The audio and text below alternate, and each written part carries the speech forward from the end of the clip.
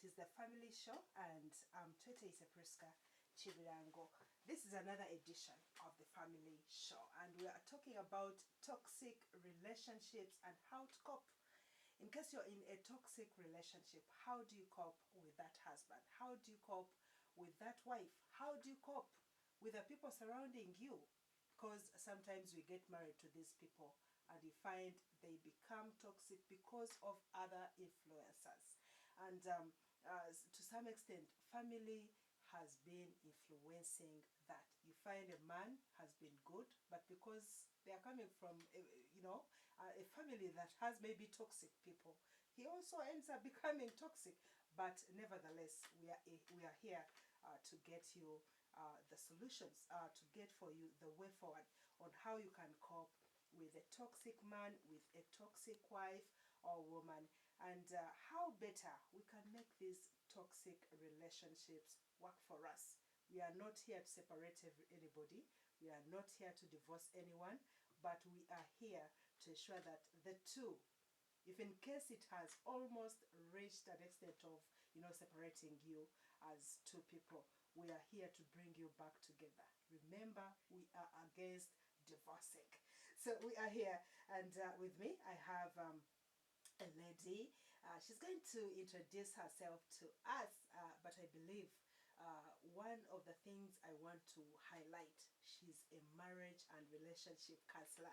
Other things she's going to tell us. You're welcome, madam. Thank you so much. Yes. And I am happy to be here this evening. I'm called Nagasha Wicklin Mucunguzi, and like she said earlier, I am a marriage and relationship counselor.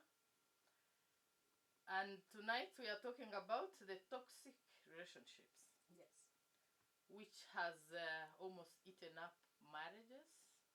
It is so sad that on a daily basis, this is what marriages go through. Yeah. The toxic is everywhere. Everybody feels it at one point. Great.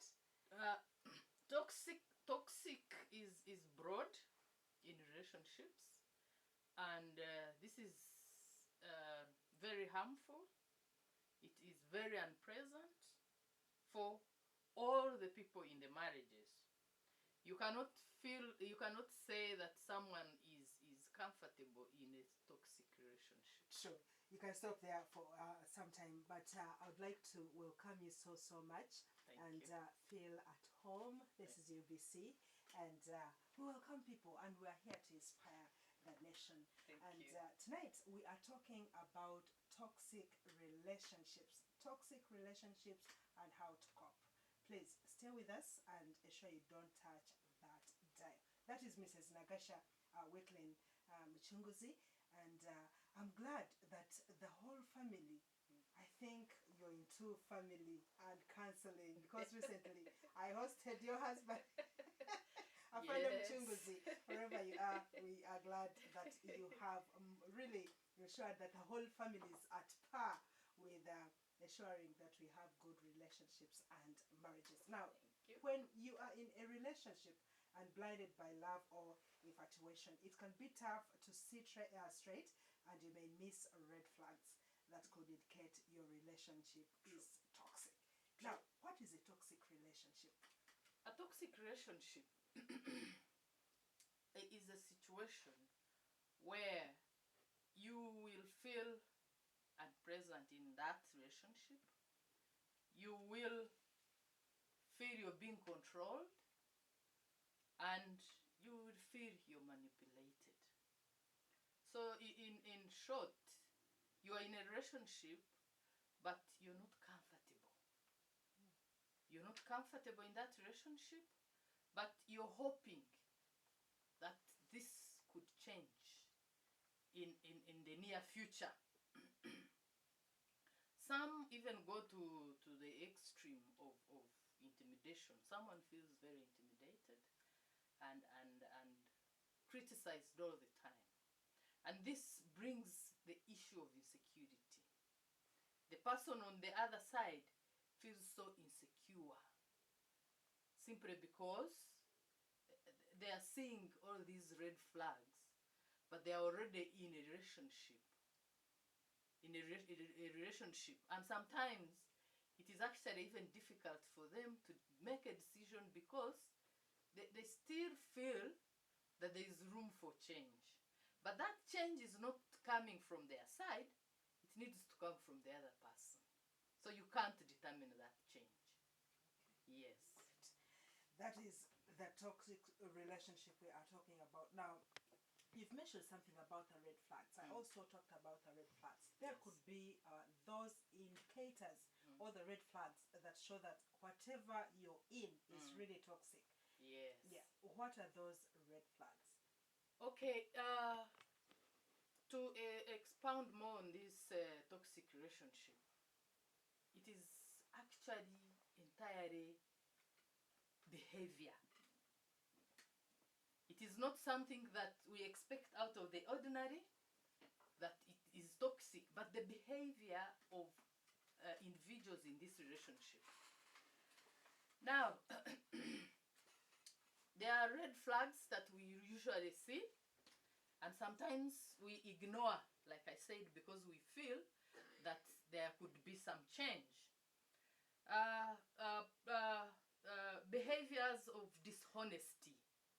You find when someone is very dishonest and they are not telling you the truth, they are always hiding, you don't have proper information, and you don't even know how to get out of one place to another. Then there is also disrespect. You feel you don't have enough respect that you deserve. At times, you're being manipulated. Manipulated in a sense that sometimes you can have an argument and you are actually pointing out a challenge, and this person uses it against you and says, no, you are not seeing it the right way. And it ends up in your hands, the person who is complaining. You become now the one in the wrong. Sure. You're being manipulated. And sometimes you're like, no, maybe this time he didn't understand this issue. And you keep hoping for better. And at times you also have controlling people. They become so controlling, and at times they control your contacts, they control the people you talk to, the phones. You know? You feel like you're in a prison. Because every move you have to make, someone must approve. Let me take you back to the phone thing. Yes. Is it really advisable for married couples to touch each person's, like each other's phones? I have heard people advising that your husband, your spouse should be knowing your password. They should be knowing what you use to open up that phone. I mean, are they supposed to be touching each other's phones? On the issue of the phone, this has got out of hand, and we are always telling the marrieds. You see, when you get married, there are so many things that you go through. The marriage vows, which tell us that the two shall become one. Becoming one, it means, of course, physically we are two bodies, but spiritually we are one. And because we want to achieve that oneness, it is always important to become very transparent.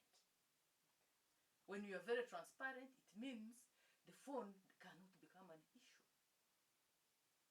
The phone should not be an issue in a marriage. Because if you want the phone separate, then you are not even being transparent. What are you transacting on that phone? But it is mine. So why it is yours, just like you go in church and say, what belongs to me belongs to you. But some people My have not body, passed through that church. They have not gone through that church where they have experienced such vows. So what do you tell a person to to be really? You see, at the end of the day, whether you have not gone through the church, I would think it is good to adapt the good practices of marriage. It is very important. Because, you see, we have had so many complaints from marrieds, and they all rotate around the phones. And this is what they are usually saying. The man is always on the phone. The woman is always on the phone. I don't get my attention. And, you know, when they dig deep, these people are transacting different things. And it is something that is going to disorganize the relationship. So we try as much as possible to tell people not to put the phone between them. Okay. Yes. So where a person is this is not transparent, or is this person, it is also toxic. They are taking people, you know, some people, by the way, we live with spouses who are this belong, you know, they want to own you to the extent that whatever you do, they own it. Yes. Okay? Yes. They want to know the people who contact you. When the phone maybe rings, he has to know the person who is calling you. And sometimes they go to an extent of picking even that phone call. So I'm like, don't you think that is going too far? Yes. And also, you see, why we say the phone should not come between is just for you to relax, be free, be transparent, but not go now into the nitty-gritties of reading the message, of seeing who has called.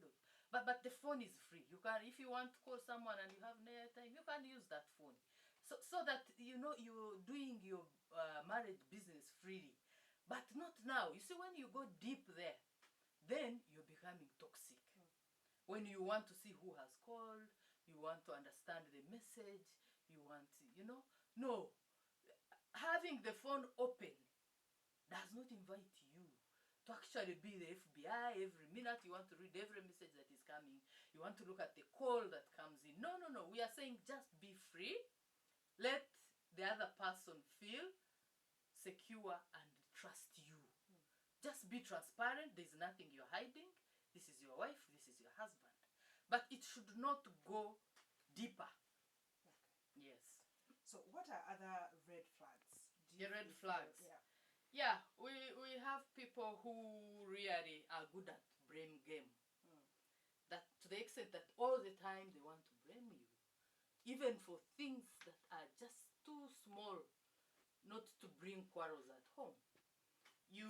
Maybe you're sick on a day, and you have not prepared his tea, and he comes and he makes it a very big issue, and even makes you feel so small, not having fixed his tea.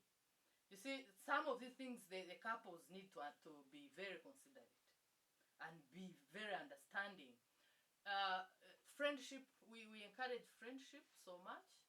The couples need to be friends, and when you're friends, then you consider it. You don't want to see your friend suffer. You don't want to see your friend go through hard time. When she's so busy, she has a lot of things to do, you can come in and offer a helping hand. And then we have people who are very good at gossiping. Gossiping is also terrible. It's also a bad red flag. Both sides. Both sides. Yeah, because men tend to think that it is no. One of these days when you go to the saunas, then you can hear what men are talking about their wives. Border stages. Yes. It is both sides, and it's not good, because you see, your things are supposed to remain with you at home, not going to scatter them everywhere, unless you need help and you have gone to consult people. But not just talking about your challenge, about the other person anyhowly. And then the criticism, I think I talked about it. Then there is also being so defensive. Even when you're wrong. Even when you're wrong. Especially, you know, the men, they usually say a man, even if you get him, for example, cheating, red-handed, he will say what you have seen is not the right thing. And he might even beat you to those who beat. Huh? He becomes so defensive. Very true. He becomes so defensive, like I said, and in the end, he wants to blame you. He will even ask you what you are looking for, why are you following him up, and you become the bad person, which is also very bad. And then I talked about intimidation, manipulation, and criticism. racism, right? Yeah. There's also physical violence. Physical violence is also very toxic. You see, the two people who meet, we believe, are all above 18 years and are adults. There should be means and ways of solving conflicts, True. not going physical, because you see, this is a human being, and when you are angry and annoyed, you can never know where you're beating and how you're beating somebody. So it is always very important to be careful and not go that way. Okay. Yes. Now, why have been, maybe someone would ask out there, why have people who have been in these toxic relationships opted to remain in these relationships? You find a person is being beaten on a daily, but they opt to stay there. Yeah, that's true. Yeah. I think most especially it is on maintenance. Most people, when they're in a relationship and they're having all it takes to live, they fear if they leave, where are they going? They want to stay there because they have the benefits. Do they have their homes? They do, but the shame that comes with it. You know, the African tradition. For example, if you're a woman and you get out of your home and go back home, it is going to be the talk of the village and the town. So people don't want that shame, so they want to keep there. Other people, it is the livelihood. They don't know, because even maybe the home they came from is not well to do, and where they are, you know, it is a bit better, and they don't want to go back there, so they get stuck here. But some people, by the way, they divorce from their bedrooms. They True, separate from true. their bedrooms. And then they go to yes. Okay. They Somebody go to the opts next. to go to the next room. Absolutely. Yeah. That is now the livelihood. They want to stay within the same environment because they feel it's better for them. But again, there are those who keep hoping for change. Year after year, they still have hope that this person might turn around and change. Okay. Even when they have not put in effort to make sure that these people get therapy, that these people talk to, someone, which is also very bad, because there should be some efforts as well. Trying to help the other person to be a better person. Okay. Yes. So would you advise a person, or would you advise these people who are going through this hard life to separate? That will be on our next question. This is UBC Radio, Inspiring Uganda. It is the family show, and I'm Tete Priska Chiriago. With me, I have Mrs. Nagasha Wicklin Mucunguzi, and she's a marriage counselor.